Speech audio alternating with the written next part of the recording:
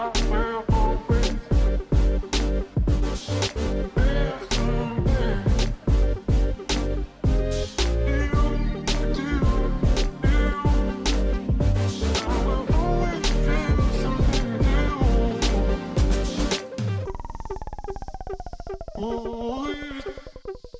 is going on, awesome peeps, and welcome back to another episode of Electrified Reviews. If this is your first time stopping by, well, then hello, and welcome to the channel.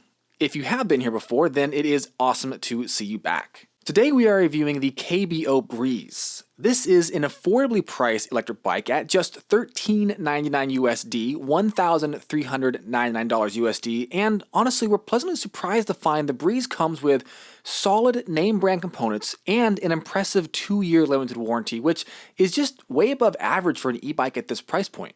The Breeze comes in 2 color options, black and orange, but it only comes in one frame size, which is 16 inches. The geometry of the Breeze makes for a relaxed ride with raised, slightly swept back handlebars and a swooping top tube that lowers the standover height and makes it easier to get on and off the bike compared to a traditional half-diamond frame. It also comes stock with integrated lighting, fenders, and a rear rack, giving the Breeze some serious functionality and the ability to fill pretty much any role. Alright, there's a lot to unpack here with the Breeze, so let's dive into the specs. The Breeze has a 500 nominal watt, 800 peak watt geared hub motor in the rear wheel that brings the bike up to a top speed of around 25 miles per hour. The motor here feels well balanced between power and efficiency, and it offers enough oomph to take the ill out of the hills without draining the battery too much. You can reach that 25 mile per hour top speed by using the throttle or the cadence sensing pedal assist. Look, cadence sensors aren't going to win any awards for precision. There's just always a little bit of latency when it comes to motor activation and deactivation, but they get the job done just fine, and most importantly, they help keep the price down. On the down tube, we have the battery, which is a 48 volt, 16 amp hour system with Samsung cells, which seem to perform better overall compared to other brands. This battery offers a max estimated range of nearly 50 miles, and its position on the down tube helps keep that center of weight low, and it also helps keep the Breeze feeling well balanced overall.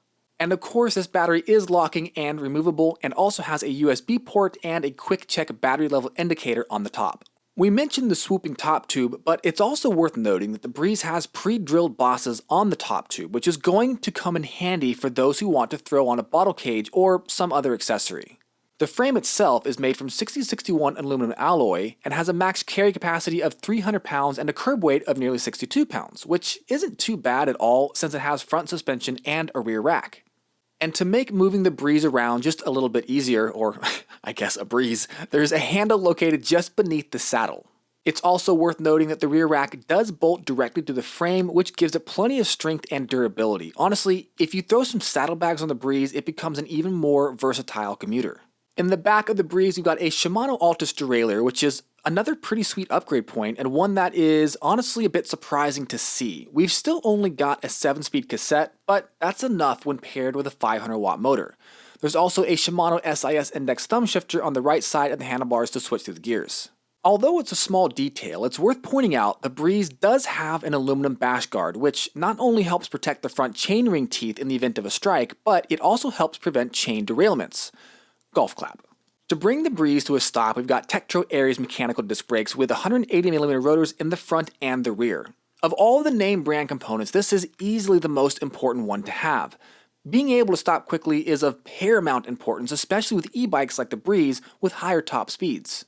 The brake levers also have motor inhibitors built in, which automatically cut power to the motor whenever the brake levers are depressed. This is just another excellent safety feature that ensures you're not fighting against the motor during an emergency braking situation. For suspension, we've got unbranded spring suspension forks with approximately 80mm of travel. These do a good job of dampening small bumps and jumps and can even handle some light off-road trails, but at the end of the day, the Breeze is best suited for commuting through urban areas. On the arch of the suspension fork, there's an integrated headlight which is bright enough to help increase visibility, but not really bright enough to illuminate your path at night. It's a great safety feature, but for those of you who enjoy night rides, like us, we recommend getting an aftermarket light with around 2000 lumens of output.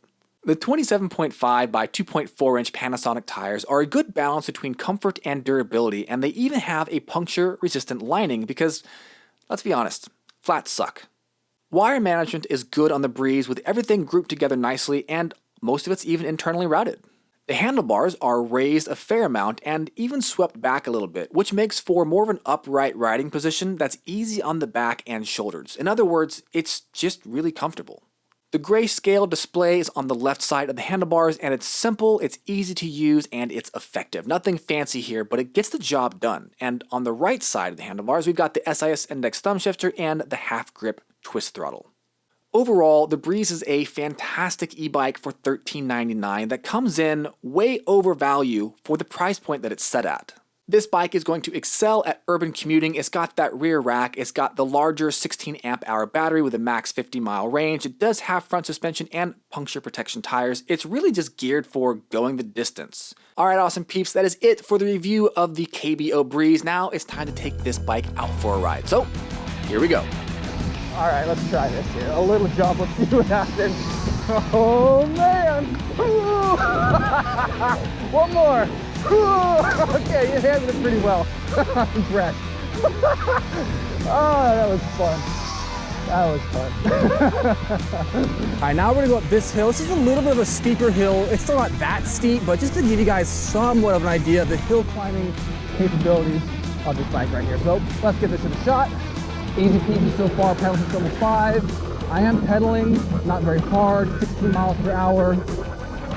Picking up a little more speed, 17, 18 miles an hour. This is where the incline starts to pick up. Okay, we're dropping here, 16 miles an hour, 15. I'm gonna drop the gears here, fifth, fourth, third. 14 miles an hour, second gear. First gear, 12 miles an hour, 11, 10. Honestly, not too bad. Not too bad at all. Very impressive.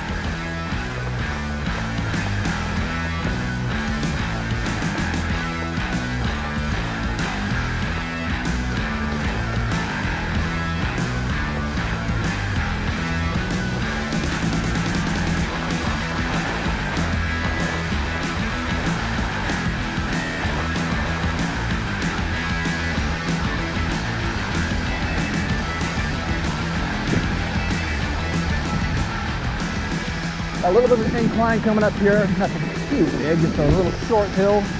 But we're doing pedal assist only, and we'll slow down just so we can see what that's like. Yeah, easy, easy, easy. Pedal assist level 5, going slow. The motor carries me pretty much entirely up that hill. A little bit of sand right here. Even with these narrow tires, no big deal at all.